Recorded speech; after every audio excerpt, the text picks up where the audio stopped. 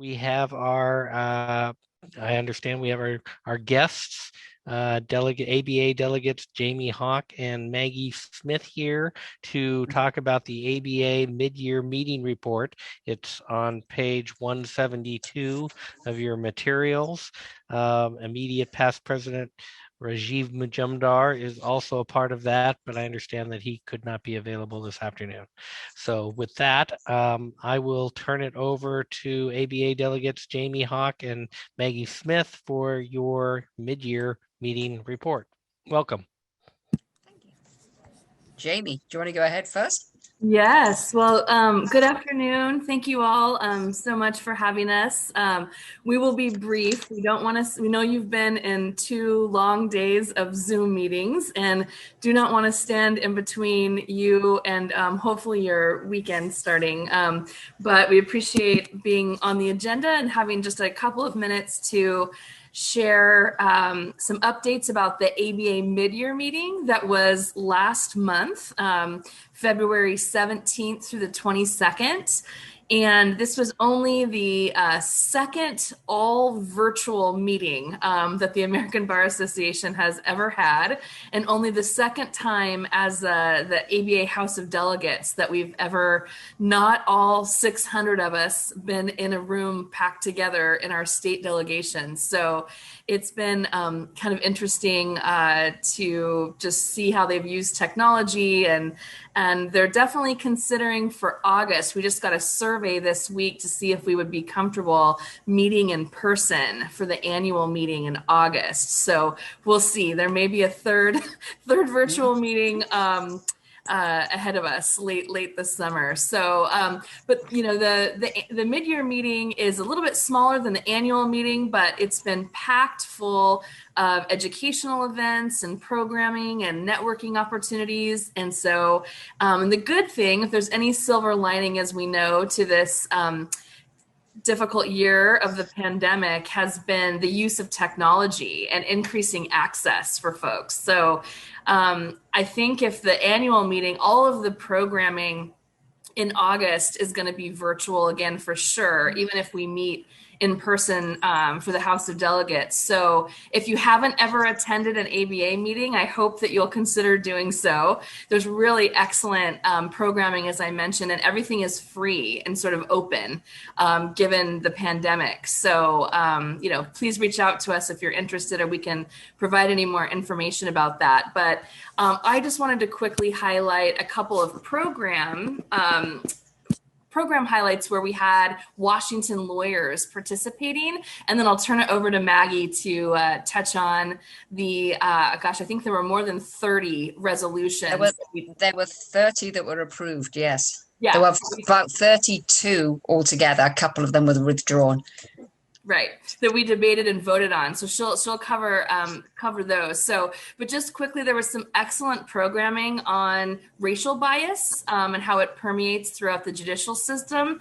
And our Chief Justice, Steve Gonzalez, presented on a panel, which was really fantastic. And there was another program that SU Law Professor Bob Chang with the Korematsu Center that he was a part of, and just talked about GR 37 and a lot of the ways that Washington and our legal profession has been leading and addressing and responding to racial bias. And then there was a UW professor who was also on a criminal justice program that was really fantastic. So just wanted to highlight that we have, you know, many Washington lawyers kind of leading in the ABA and representing our bar so well, and talking about, you know, the great work that we're doing here. So, and then I'll turn it over to Maggie to touch on some of the resolutions.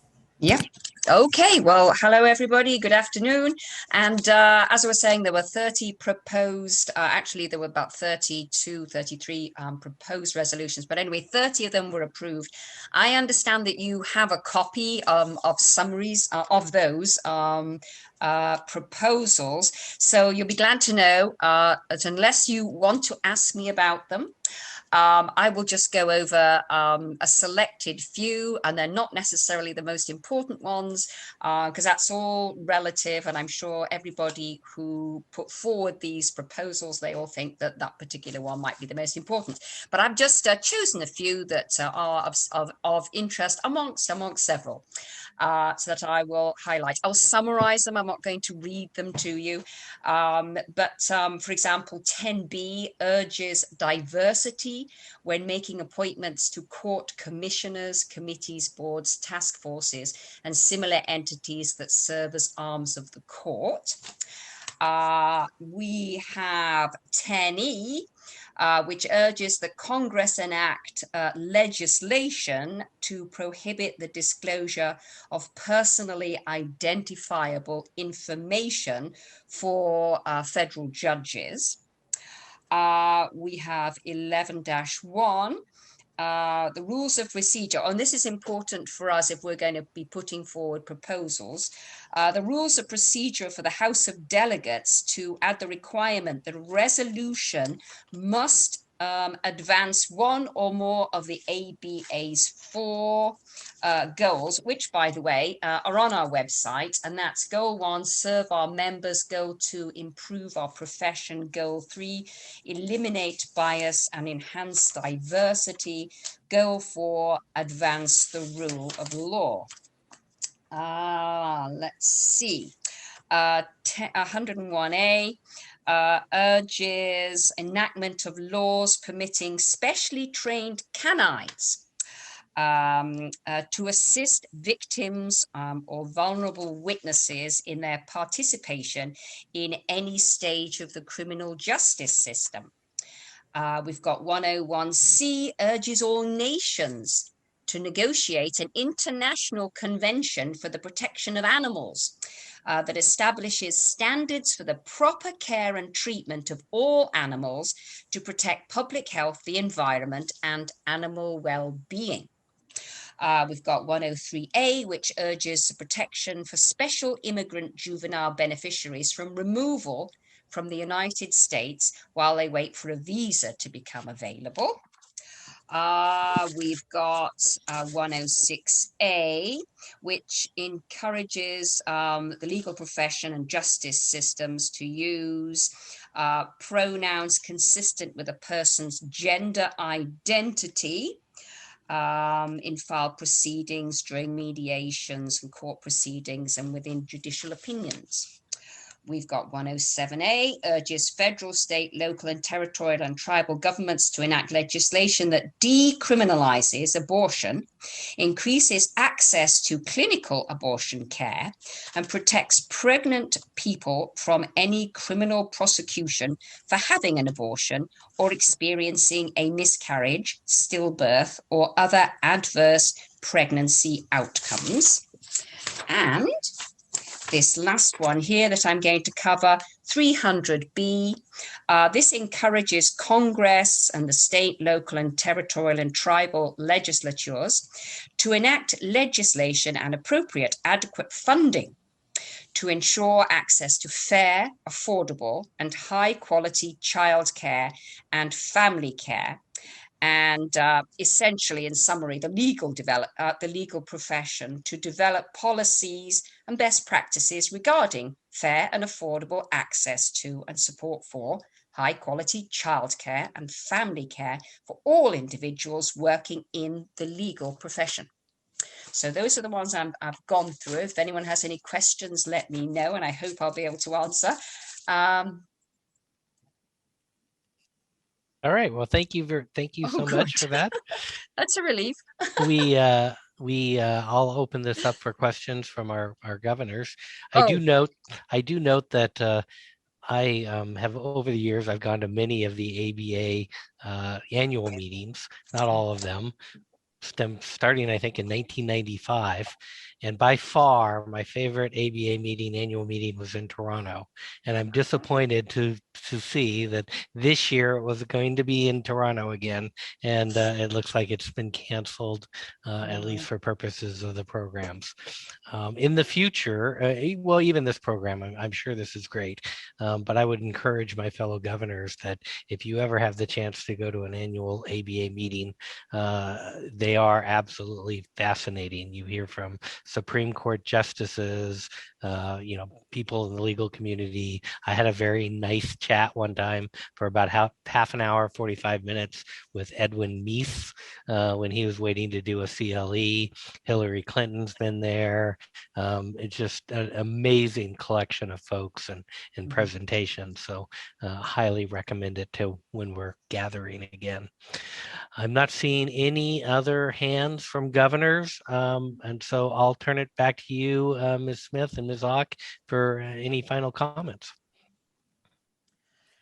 Well, my annual meeting highlight over the years that I've attended them was meeting Justice Ginsburg. That was pretty awesome. Hard to beat that one. I also saw her. I didn't meet her, but I saw her. I also saw a very fascinating discussion with Justice Breyer and Justice Sandra Day O'Connor. And somewhere I've got that on a phone video, a little snippet of that conversation. And luckily I was in the front row, and it was just a lifetime, one of those things you'll never forget, I guess.